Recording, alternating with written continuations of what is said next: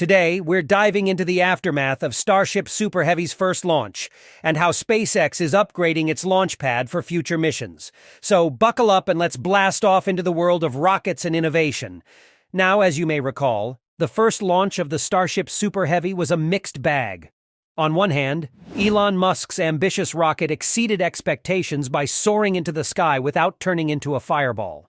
On the other hand, the launch caused significant damage to the launch pad, an issue that Musk was apprehensive about. As the saying goes, what goes up must come down. And in this case, it meant a colossal mess to clean up and repair. Many have argued that the destruction caused by the inaugural launch was inconsequential since it was merely a trial to validate the rocket's liftoff capabilities. However, for space to achieve their ultimate goals, it's crucial to establish a robust launch pad that can support the equivalent of 2 Saturn V rockets operating frequently, perhaps with intervals of days or less, without sustaining significant damage. As a result, SpaceX is upgrading everything on the STARBASE launch pad for future missions. Elon Musk recently gave us the lowdown on the new and improved design, and it's pretty ingenious.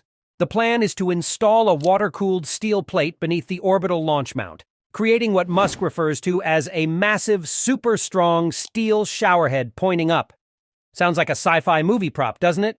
Thanks to some stellar renders by Ryan Hansen, we have a glimpse of what the steel plate with the showerhead design might look like when it's finished. The water layer will absorb the energy generated by the 33 Raptor engines, ensuring that the launch pad can be reused quickly. Precision is key, so shout out to Ryan Hansen for these awesome visualizations. But the upgrades don't stop there.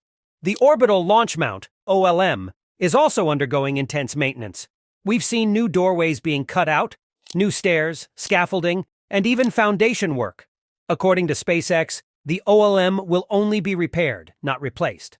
However, they will replace damaged tank farm tanks at the pad with vacuum-jacketed versions, also known as giant hot dog tanks. Who knew rockets and hot dogs had so much in common? As for the 500-foot-tall launch tower, it luckily escaped the launch with minimal damage, even though it was pelted with sizable chunks of concrete. Talk about dodging a bullet. Musk expects SpaceX to spend about $2 billion on its Starship rocket development this year, with the total cost estimated to be between $5 and $10 billion. Despite the fiery ending of the test flight, SpaceX's development strategy is all about building and testing actual hardware, which leads to more dramatic failures but faster progress towards a working vehicle. And let's be honest, who doesn't love a good rocket launch with a side of suspense?